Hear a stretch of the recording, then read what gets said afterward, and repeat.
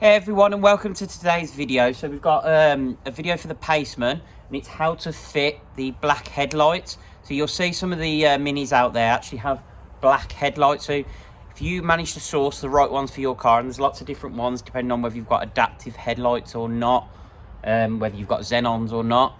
If you actually pick up a set, you'll be able to do a swap. So before you pay for them, make sure they're the right ones for your car. So eBay has the ability, if you type in your reg plate or the details of your car, it tell you whether the headlights will fit, as an example, or you can go onto things like Real OEM and try and find out whether they're the right black headlights for your car. If they are, they'll look something like this. So let's go over to those. Okay, so the pair I've got here are actually off an older Paceman. So they were a used set up on eBay. So I typed in my details of my car and these came up as being able to fit to my car. So that was perfect. So I've snapped those up. They can be quite expensive. They're over £1,000 from the mini dealership. Used examples go for around £500 to £600, especially for the Countryman or the Paceman variant. From what I can see online, they're the same for the Countryman as they are the Paceman, so they're exactly the same sex. The front end is the same. Bolt to the car, so it should be super easy. So let's go over to the car now, get them fitted. Okay, so the first thing you want to do whenever you're fitting headlights is get that bonnet open. So on this generation, they're actually attached to the car. They don't lift with the bonnet like the previous generation.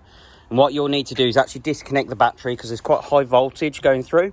So when you disconnect these, especially if they're wet like they are today, you want to make sure there's no power going through them when you remove this. So if you remember rightly, on a Paceman, yep, you've got the battery in there.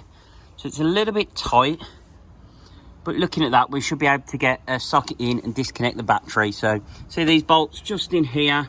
So if you get that disconnected, there'll be no power going to the headlights. So do that first, and then we can move on to the next step. Okay, so if we go over to the headlight now, we can see we've got at least 4 bolts. So we've got a 10mm there, 10mm there. Come down to the front of the light, and you can see you've got a 10mm in there, and then just over to the side of the grille. So let's zoom out, make it focus. There's a 10mm in there. So if you get those out first, and then we have a clip on the back. So I'm going to go and get my 10mm socket now and get these on. Okay, so we've got this one first of all.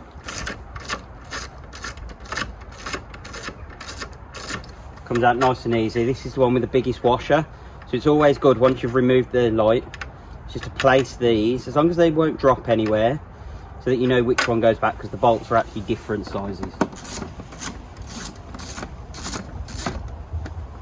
We've got that one out, so that's a longer one. Then if we look down here, we've got a bolt here.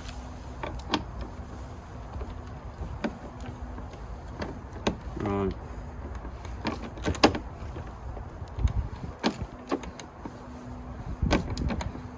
Interesting, so we've got a bolt here that just wants to rotate.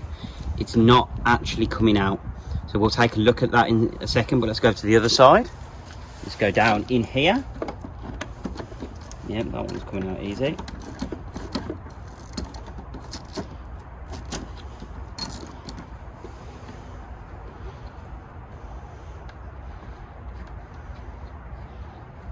Get that last one out by hand. I've cracked it. It's nice and tight, and I don't want it dropping down the back of the bumper or anything like that.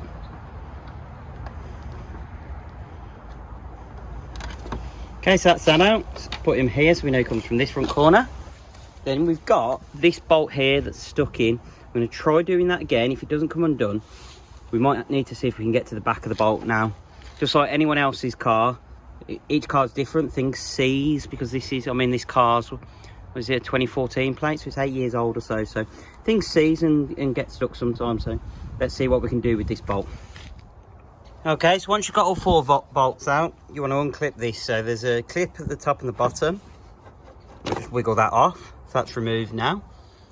Okay, so once you can lift the light out and you've disconnected the power on the back, come to this. And it has like this little slide cover.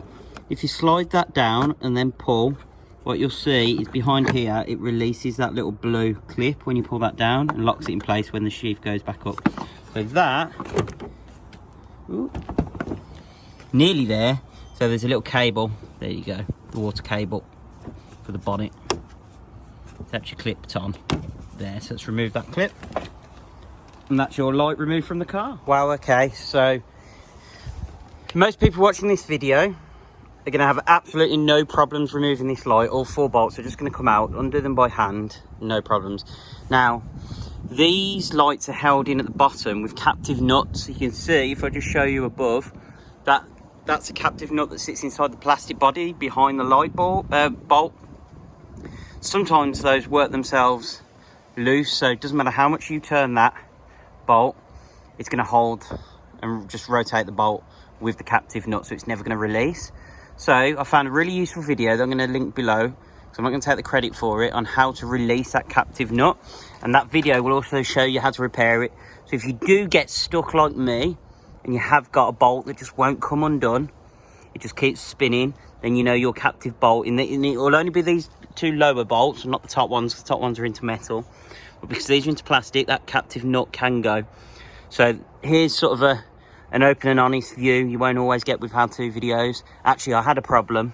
That's the solution. So what I did, basically, get a drill or an impact gun and rotate and rotate and rotate this bolt until it heats up enough to melt the plastic behind, and then you pull the bolt out. So you can see that's now released.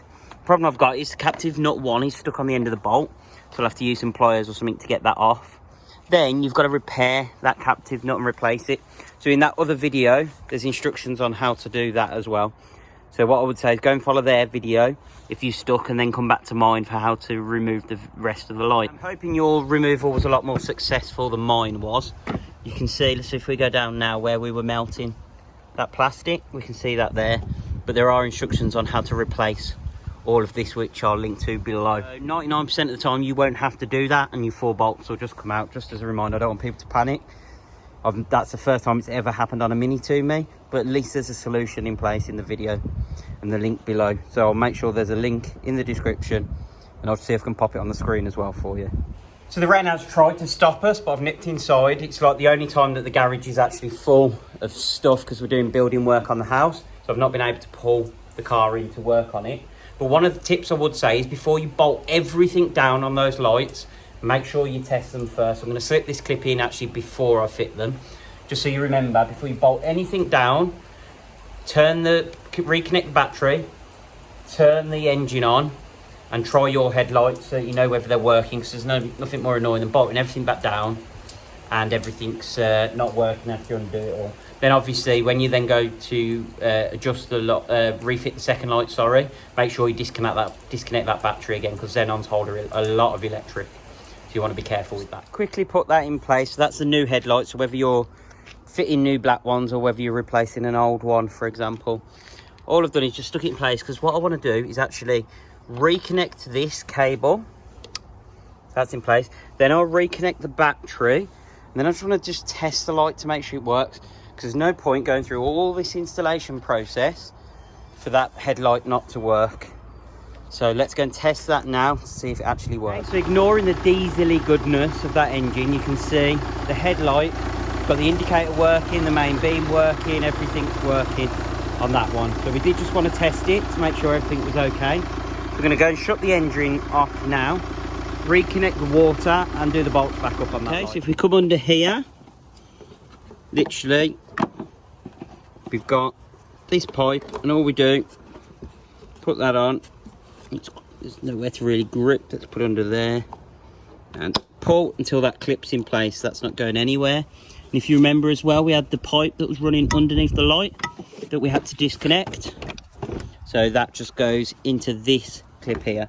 So that pipe, I'll drop the old clip off when I've got a free hand and just clip it into there, so that stays the OEM. Okay, so I tend to do the lower bolts first, so get that in, and then what I'll do off camera, let's try and do it now, let's get it finger tight up.